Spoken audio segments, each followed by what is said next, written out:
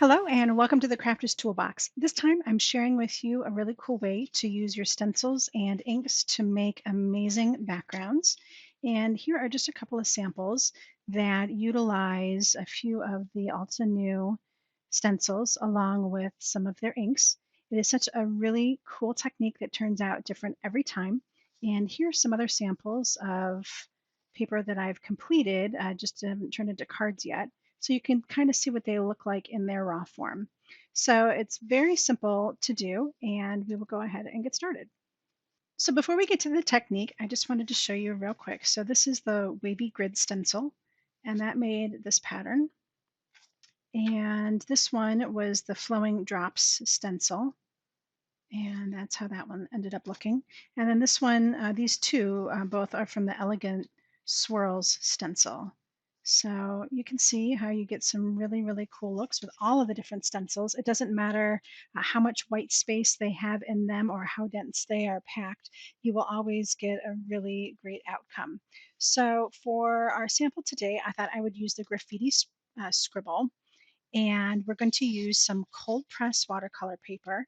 And I just want to start off by spritzing this lightly so it will be able to receive the ink uh, pretty well when it goes down. We don't want this to be dry because if you put this, when you transfer this to here with ink on it, it will just really soak up right away. And we don't want crisp lines. We want there to be a little bit of fluidness to it. So I just want to get this damp, and that's pretty good. So that's going to sit there for a minute and soak up some of that water while we work on this. So I have this on one of the altenew palettes, and I'm just going to start working with some colors. So cotton candy, which is a great pink shade, and I'm just dabbing it on here and rubbing it on. You want to get really good coverage so you can get bright, vibrant results. All right, so that's cotton candy. And then right next to it, I'm going to put ocean waves. And what's going to happen where these two meet? I'm going to get purple, and that's going to look amazing. So ocean waves. And then I'm going to take dusk, and I'm going to put it down here. I'm going to leave a little bit of space here, and you'll see why in a minute. So this is dusk, and again, where the dusk meets cotton candy, we're going to end up with purple, and maybe get some purple in there now. All right, and then I'm going to take warm sunshine, and of course, yellow and blue makes green, and yellow and pink makes orange. So if I pop this kind of up in between, we hopefully will get these two to meet a little bit and we'll get some orange. So there's already some reaction going on here. So I'm just going to take my water and I'm going to spritz this lightly. This is not a mega water technique. This is a mild water technique. And I just want to start swirling this around until I see the color starting to blend together. And of course, I'll add a little bit of more water in those places where they are going to blend so we can really start to get some color changing going on.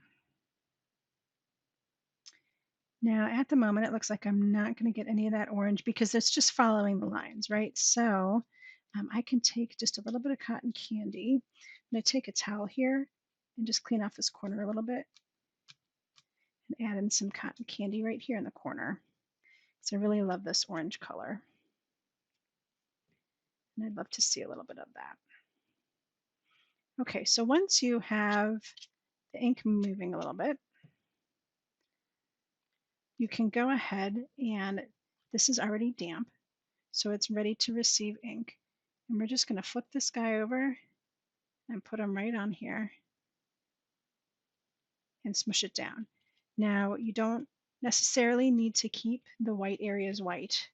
It looks kind of nice when you've got ink transferring onto it. So don't be afraid to move your fingertips around and really get this pressed in place and fill in some of those spaces with color. That is a-okay. And then I'm just going to take a cloth here and dry it off a little bit and allow that to press in a little bit more. And then we will lift this up and see what we get.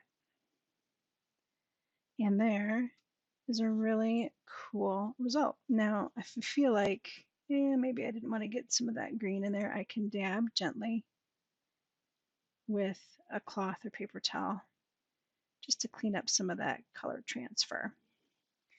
And then I will just go ahead and dry this and we'll take a look at what our final result is. All right, so here is the dried panel, and you can see that in this area, this is where the watercolor cardstock was not wet very much to begin with, and that's why it didn't move as much as it did in other places. So that's why you definitely want to make sure that your cardstock is damp before you do your ink transfer. So I know you're just dying to see one more example, so I'm going to speed through one more, and we're going to do a monochromatic look using a whole bunch of purples, and we're going to use the tiny bubbles. I think this is going to look really great because there's going to be a lot of ink, and we're going to see how this one plays across.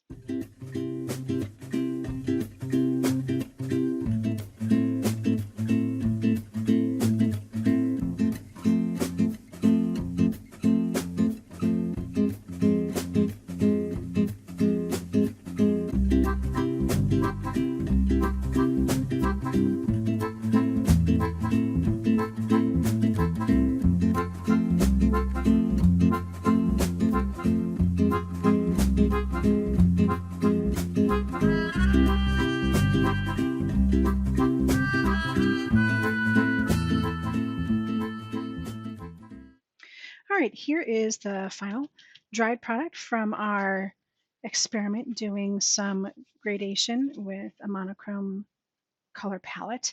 And I think this turned out really great. I might use a little less water next time so I can try to preserve some of the circles shapes. But otherwise, I think this looks fantastic and it would really make a great galaxy card, don't you think? So I hope you enjoyed learning this technique. And if you did, I hope that you go ahead and give me a thumbs up on this video and go ahead and subscribe so that way you don't miss out on any other great content that I like to share with you on a weekly basis. Thanks again for stopping by, and until next time, happy crafting.